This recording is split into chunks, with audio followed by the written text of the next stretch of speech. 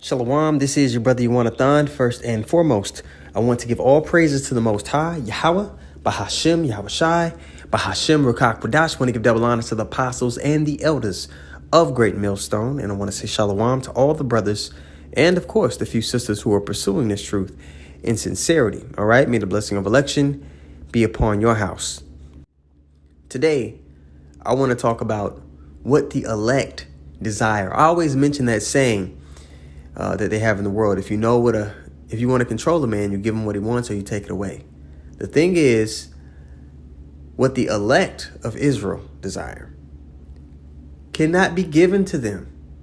They desire new heavens and a new earth wherein dwelleth righteousness. And that can only be accomplished through the return of our Lord Yahweh Shai. All right, and the establishment of his way and the changing of our bodies. You see, so I want to go to Isaiah, the 26th chapter. And we're going to read through that a little bit and bring out precepts along the way. Isaiah 26:1, it says, "In that day shall this song be sung in the land of Judah." Now, oftentimes when the scriptures say in that day, it's talking about a future time. All right, the time of the establishment of the kingdom. Now, a precept I want to pair this with is let's go to Isaiah, the 2nd chapter and the 11th verse.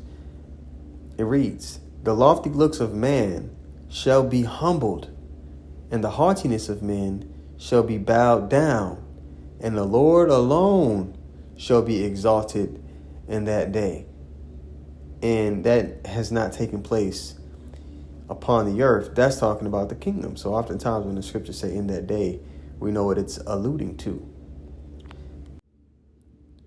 Also, in Isaiah 24, the 24th chapter is going into, the earth and the people therein, the pride of the people being brought low. And in the 25th chapter, the top of the 25th chapter, it talks about, the covering cast of the people being destroyed, these people being brought low, the Lord being lifted up. Even starts to mention particular nations that are going to be brought down. I believe it mentions Moab. Now back to Isaiah 26:1. It says, "In that day shall this song be sung in the land of Judah. We have a strong city. Salvation will God appoint for walls and bulwarks." A bulwark is like a wall, all right? Or, the fence around a city or around a military. It's a representation of complete peace for us. We're going to actually experience complete and utter peace, to be carefree, which is something Israel has never known. All right, even during the 40 years of peace, it's not going to compare to when Solomon was ruling. It's not going to compare to the peace that we're going to have when we've been given our new bodies. Death has been swallowed up. It's not going to compare. Remember, in the curses, it says this. Deuteronomy 28:28. "The Lord shall smite thee with madness and blindness and astonishment of heart." Right? When you look up that word astonishment, you get damahawan. All right? To be bewildered. All right? And when you're bewildered, it's basically the feeling of being confused or never knowing what's going on around you, what to expect next. Unsurety. All right? In the kingdom, man, we're going to be sure that righteousness is going to thrive. Everything we set our hand to do is going to thrive, which in the following verse in Deuteronomy 28:29, it says this, "And thou shalt grope at noonday as the blind gropeth in darkness, and thou shalt not prosper in thy ways." It's going to be the opposite in the kingdom. He's going to be lifted. Those blessings from verses Deuteronomy 28:1-15 are going to take place. And these curses are going to be put on our enemies, okay? "And thou shalt be only oppressed and spoiled evermore, and no man shall save thee." These curses are going to be put on Esau, Edom. All right. Let's go back to Isaiah. All right, verse 2. It says, "Open ye the gates, that the righteous nation, which keepeth the truth, may enter in." And who's given the Lord's ways? Who are the people that are going to be changed? Right. This is also something you could go into to prove that, hey, this is for Israel only. Again, the nation which keepeth the truth may enter in. All right. So who's going to be perfect in the kingdom and walking upright? The laws written within their inward parts. It's not going to be everybody. Okay, because the nations are still going to have to be judged. Right? But they're going to, that's why the scriptures tell you, we're no longer going to have to judge our neighbors because all are going to know him. All of Israel, they're going to be changed. They're going to have the laws written within their inward parts. So for us, complete rest and complete peace and a dwelling place where righteousness thrives, all right? The center being, our nation, Israel. And then our judgment going forth throughout all the earth and beyond in righteousness. All right, verse 3. Thou wilt keep him in perfect peace whose mind is stayed on thee because he trusted in thee. All right, and when it says perfect peace there, at the top of verse 3, it's saying shalom twice. It's doubling down like a different level of peace, not just outwardly, but inwardly. Literally not having a stressful or worry come to your mind. Think about never, ever being stressed or worried or unsure about something ever again.